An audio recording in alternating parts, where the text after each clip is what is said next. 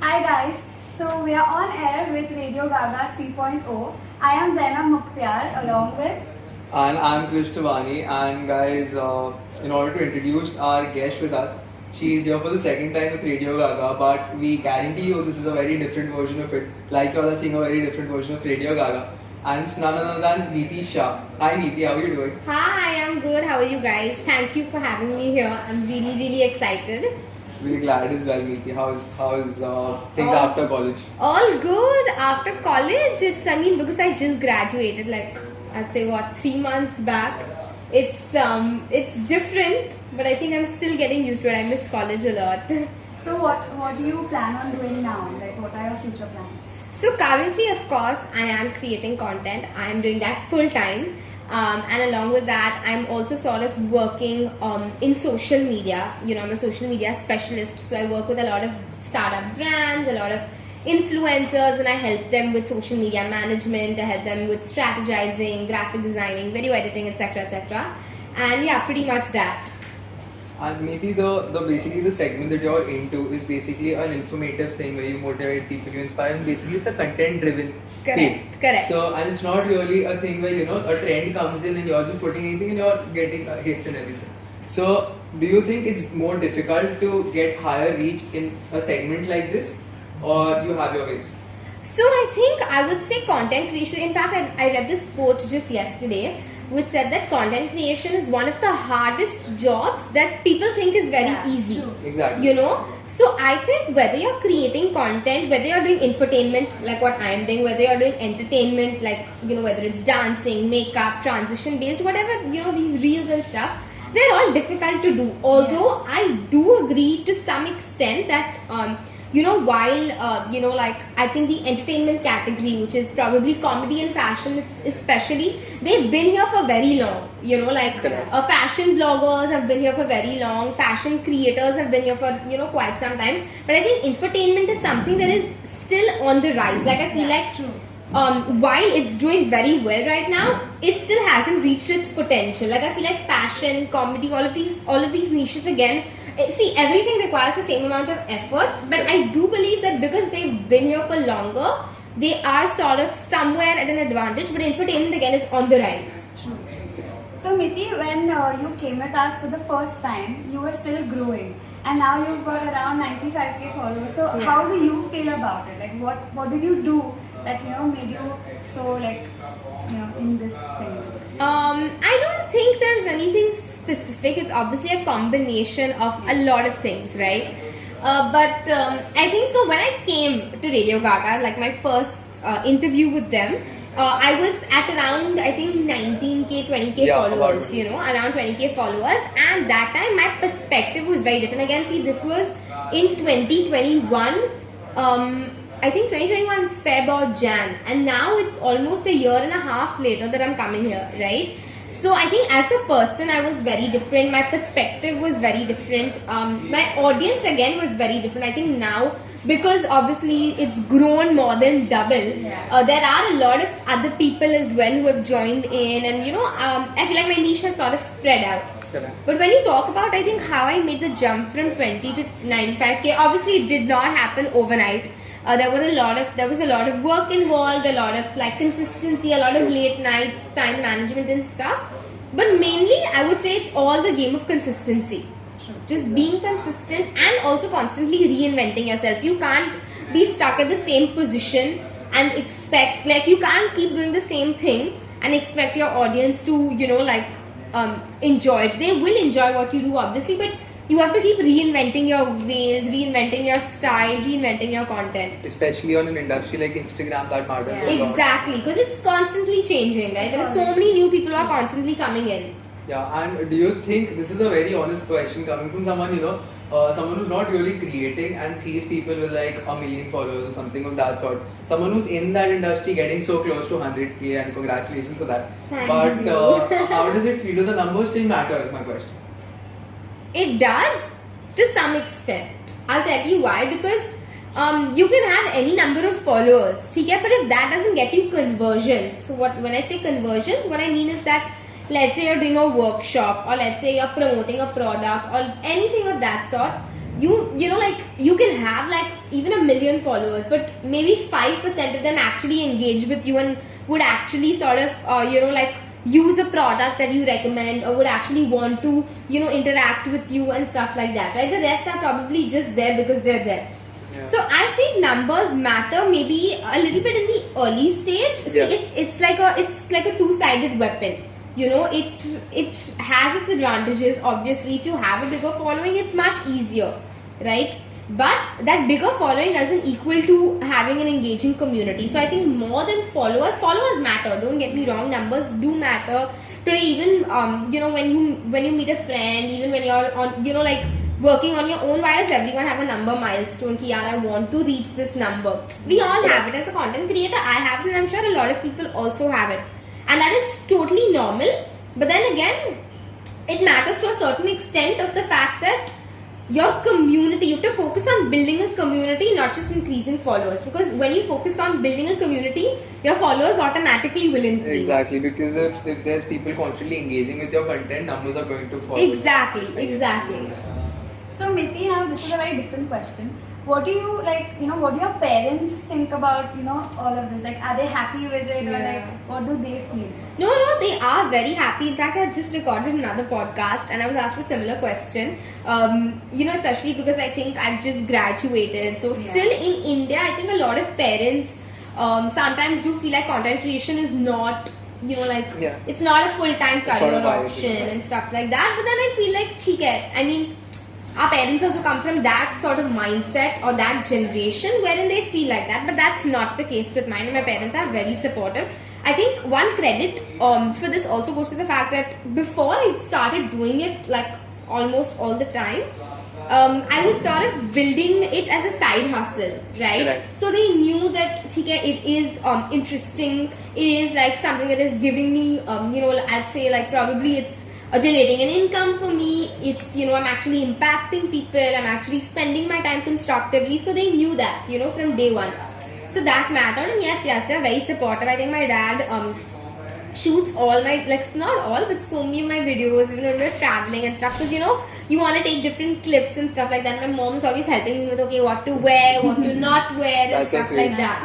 Yeah. And also I think their involvement is more than what's seen on camera. Like on camera, clothes are seen, on camera shooting is seen, but there's so much more. Like my mom helps me track my finances, helps me send my invoices. My dad helps me with, you know, like strategizing, you know, like think of this or do this, ye kar lo, wo kar lo. So yeah, definitely they're very supportive. Even my brother, That's amazing that you have that. But you know, this is a very volatile industry. Like maybe, you know, there's nothing that you can plan. So I'm not going to ask if you ever second judged yourself, because we're only human, everyone does that. I want to know how you dealt with it, because you know there's no particular formula to this, that tomorrow, okay, I will have 35k. It might go down, it might go up. So in such a scenario, how did you deal with it?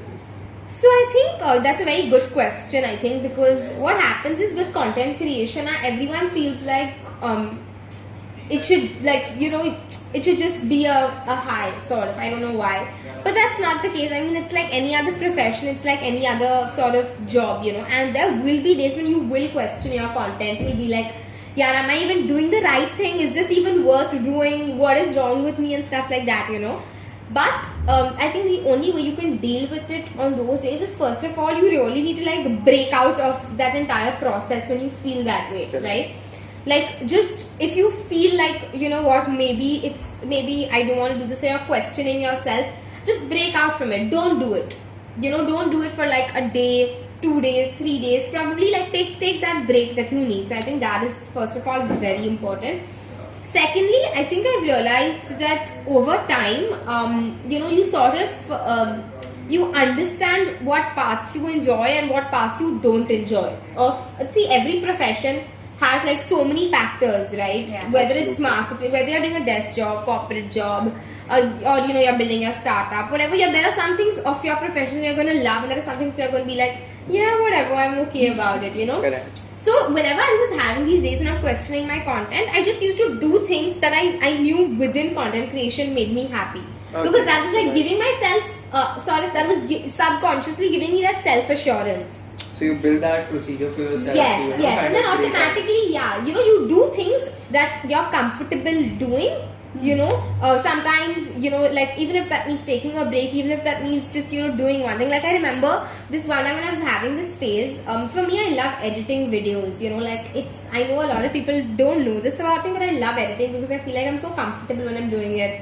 I love the entire process of looking for fonts, like colors and stuff like that, you know, even if it's very creative. Yeah, even if it's basic InShot editing, I don't use I don't use Premiere Pro, it's basic InShot editing, but I enjoy it, you know. So when I was also going through this phase, I didn't shoot, I didn't, you know, put any stories, I didn't like get on my Instagram, but I was just editing videos. You know, so I was in touch with what I'm doing, which was I think also a good break and was also assurance that, yeah, I can get through this. You know, and also every day is different. So you need to know that if you're feeling something somewhere, you're not going to feel like this tomorrow or day after. Exactly. So you said that, you know, people like some things and they dislike certain things about their, you know, their work, their career. What do you like and dislike about content? We like to focus on dislike. Yeah, dislike more. Because likes, so there's a lot, I'm sure. Yeah, I think liking, so there's a lot. I love editing. I love like, you know, like I like being in front of the camera. You know, I like talking. I'm a very camera friendly person, so I genuinely enjoy it. But I think if you ask me what I don't like, then again, I love the creative process. You know, I love the brainstorming. I love doing all those things. But if you ask me what I don't like, I think I would say there's a lot of like administration bit also involved. You know, administrative stuff, management, like coordination. You know, then even small things, or like, you know, like even I don't know. I would say that, you know, like managing your shoots, figuring ki theek hai, what do I have to wear, what do I have to not wear, camera, do I need to get a videographer in, like all these things are very cumbersome for me. I find them very boring, so that's not something I enjoy. Yeah, and I think second, it's a very important part of content creation and I'm trying to get my way around it. But I think managing insights, I think as a content creator, you want to grow with strategy, not just grow with luck. Right, and the best way to grow with strategy is tracking your insights, tracking metrics. Ki theek hai, this piece performed this way. This piece had these many likes. This piece, you know, did not do well. These shares, these saves. There are so many metrics that you need to track, which is again important, but it's not something that I'm very fond of. Makes sense. And this question is something that I personally want to know about you. So, you know, in every industry, rather in everything that we do, there would be certain people, for example, even if you post a workout video, rather than appreciating you put in effort, they would be like, oh, this angle is wrong. Yeah. This is not like that, you know. That aim on Instagram is to wake up, then discourage people, Yeah, you know. yeah. So, I'm sure you would have mastered your way around it as of now. But when you started out, these things must have bothered you. How did you go about it? You know, again, there's this other quote that I love using and I keep saying it all the time, is that every job looks easy when you're not the one doing it. Okay? So from the outside, everything looks very easy. Like today, I can also easily say, dude, coming up with 10 questions is so easy and doing this podcast and all is so easy. But I'm sure y'all have also put in at least, I'd say 3-4 days ka effort in, you know, like setting this up, setting one interview up, and y'all do so many podcasts, right? So everything looks very easy when you're not the one doing it. And also, I genuinely feel like people who hate on you for no reason, you know, genuinely are upset about something in their life and they're removing that frustration on you because you're out there and they can do it. So like just blessing them. Yeah, literally. See, there's a difference between constructive criticism and there's a difference between hate. There's a difference when someone tells you, when you post something and you're factually incorrect. It's happened to me. I mean, at the end of the day, I'm also human, right? Some things do slip my mind.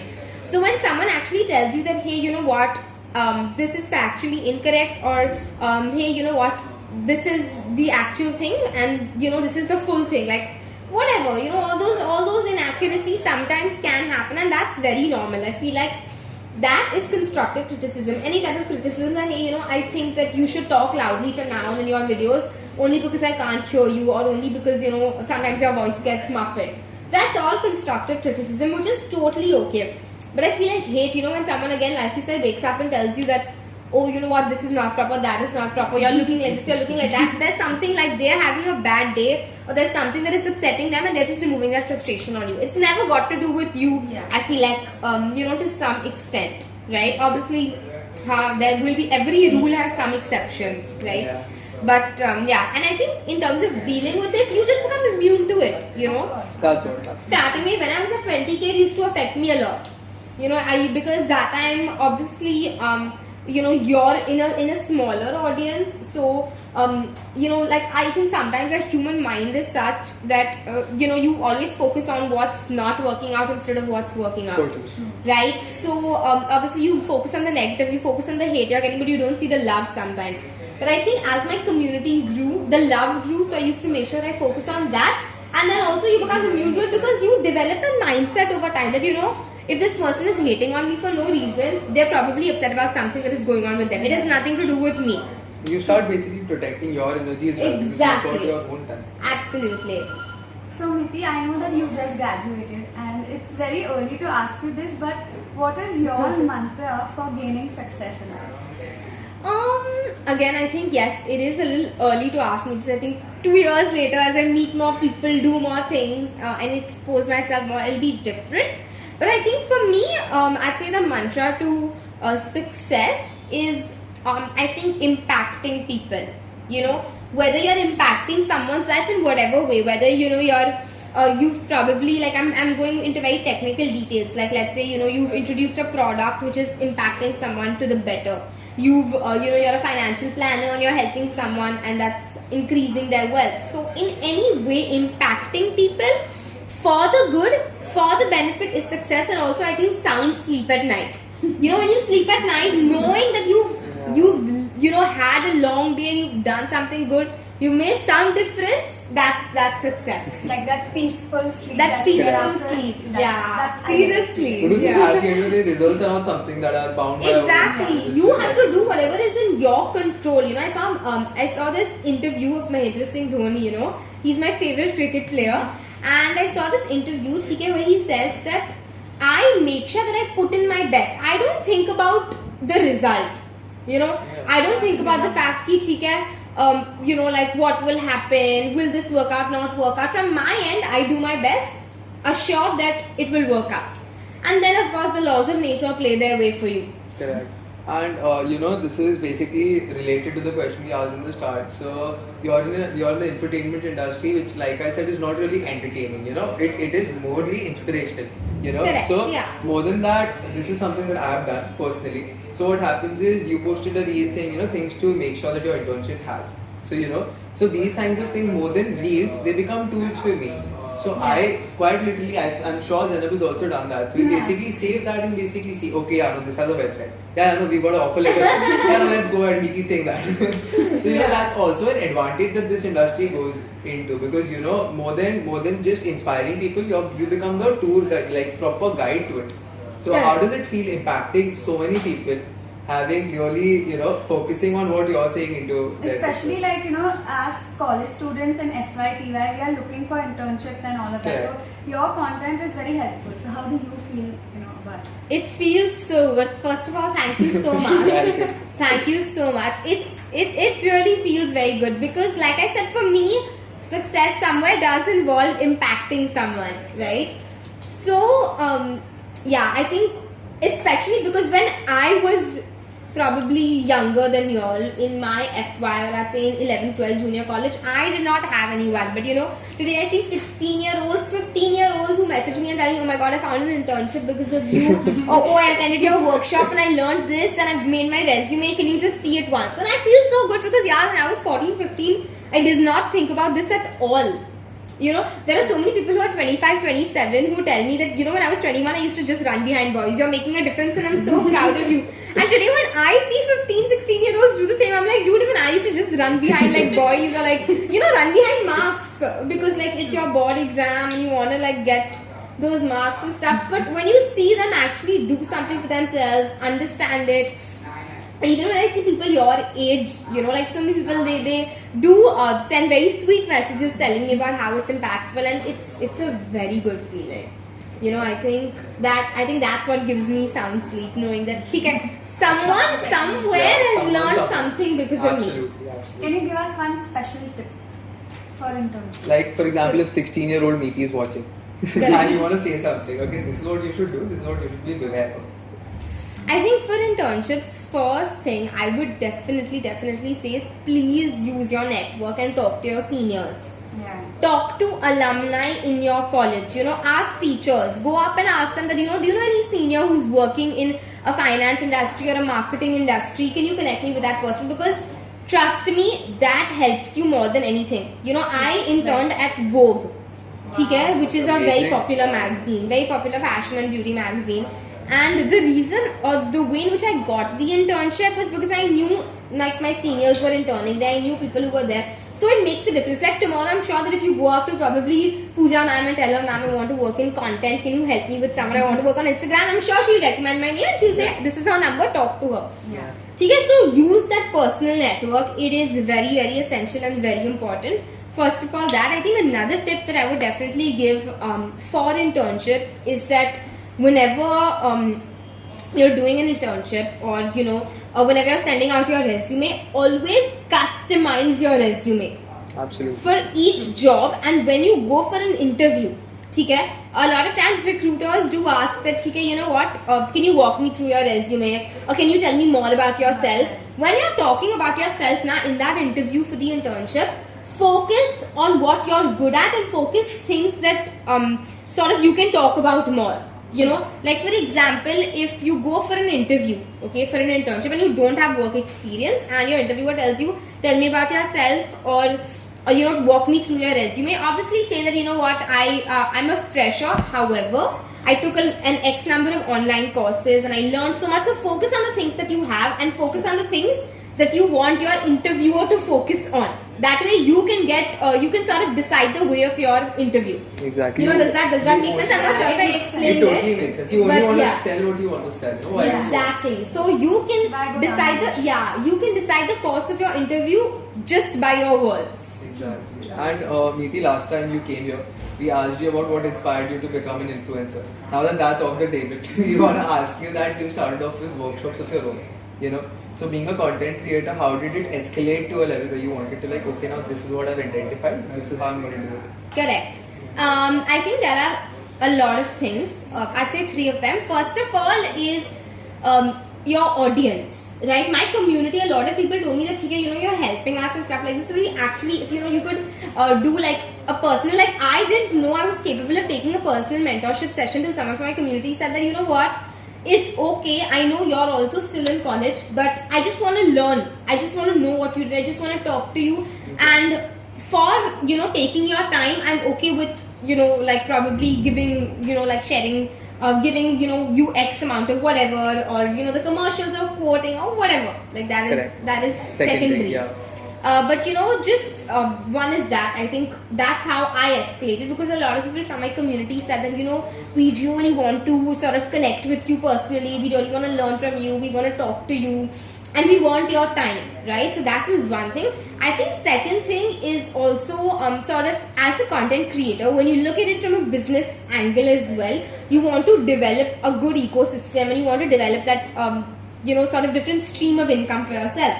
So obviously for content creators, one is definitely brand partnerships, then one becomes workshops, one becomes selling your own course, one becomes introducing your own service or product line and stuff like that. So I think that was another factor. That was factor number 2. And number 3 is I think change. As a content creator, like I said, that you want to consistently, you have to reinvent your content, reinvent your style and do all of those things, right? Along with that, you also want to reinvent the way you're impacting people, right? Especially in my zone, right? Exactly. So, Instagram is great, social media is great. I love putting out those bite-sized videos over there. Then slowly I expanded to YouTube. Okay, now let's do long format. Slowly I expanded to LinkedIn. Okay, let's talk about more streamlined content over here. Let's like talk about content in a different way. Then you think, how can now my content reach other people, or how can not even content, how can my thoughts, my learnings reach someone else? That's when the thought of, okay, let's do a workshop came in. So you mix all of these things and so it all starts on the ultimate purpose of helping people. Exactly. That's literally, those are the words, that you want to impact people, and that's why you look at different ways of reaching them and different ways of doing it. And I'd like to personally ask, there are multiple people working in advertising, which is pure creativity. And consistency is something that you're constantly regular to it, while creativity doesn't really is in the same boat. Creativity strikes when it strikes, it does not when it does not. Yeah. Like you said, there are breaks required. Yeah. So there is a very big dilemma to it, you know, when you're having creativity, you can be consistent. But what about the days when you feel like, okay, now I need a break, but no, I'm not going to break that chain? What is your Okay. action on those days? So first of all, so yeah, it's a creative process. You will face a creative block. Correct. ठीक है? Now that's the thing. I feel like many people are conditioned to believing that you can't break the chain, or you can't take that break, or you can't, steer away from your Instagram for a week, or from social media, from what you're doing for a week. But the truth is that you can. If you build an engaging community, then they will still wait and they will understand. You know. So first of all, I think take that break when you're facing that creative block. Number two, I think this obviously is for as you expand. As you expand, you have a team, right? Slowly you have people who are helping you out and stuff like that. So whenever you're feeling these emotions, don't be scared to delegate. Correct. It's okay if once in a while you don't put up a story, or once in a while someone else has to post for you from your account. Okay, delegate work. It's okay. Thirdly, I think a good way whenever you're facing this creative block is to focus on what's priority. Like when I was facing this at one point, for me, I knew that putting a post every day, or sort of shooting, editing and posting was way more important than making sure that I'm putting out a lot of stories, making sure I'm replying to comments all the time, making sure I'm answering, DMs. All of that is also important. But when you're facing that creative block, identify one priority and be easy on the others. So it's good again. So you're giving yourself the break, but you're not fully breaking away from the chain. Absolutely. So like you said, focusing on what you like. Yes. So Miti, you've told us many things today, and I would like to ask you one last question. Please do. So how would you impact the youth who wants to they want to make a change, who also want to be influencers? How would you make a impact in their lives? What would you do? I think first of all, by I hope at least I can, by letting people know that first of all, there's no age to start creating content. So Correct. if I could do it when I was in college, a lot of people came and told me, dude, you're a kid, why are you talking about education or mentorship or stuff like that? But okay, you might not need it, but maybe there's someone younger than me, maybe there's someone my age, maybe there's someone older than me also who can learn from my experiences. Absolutely. Right? So I think one way in which I would like to impact people who want to create content is by letting them know that you can do it. You can enter this infotainment section. A lot of youngsters again feel, because that's what I also felt, a lot of youngsters feel that like fitness or dance, comedy, these are the only genres, or the only niches. But it's not like that. There are so many things you can do. So I think one way I would love to impact people is through that. And I think secondly, how I would like to impact the youth is by letting them know that it's all possible with college, with internships, with work. You can, create content side by side. Of course, it is a full-time job. It does require a lot of time, but you can balance it out, because I could do it. It's inspirational, and Thank with that you. note and that extent, we'd like to thank you for coming in. Thank you for Thank you putting so in much. time. Thank you for having showing me. up. Thank you so much for calling me. It's so nice to, be called by college or to be called by your school after you graduated for something that you've done. It's a very nice feeling. So thank you so much. How does it feel being in the second time, absolutely visiting the college, visiting how is It that? feels so good. In fact, I told Zainab, instantly I told her, I'm in, dude. Like, of course I would do the podcast, because just coming to college and shooting it and stuff, it's amazing. College it's a is great another feeling. vibe only. It's another vibe. Yeah, Yeah, totally. you know it. Thank you so Thank much, you so much, guys. Vansh. Thank you. Thank you.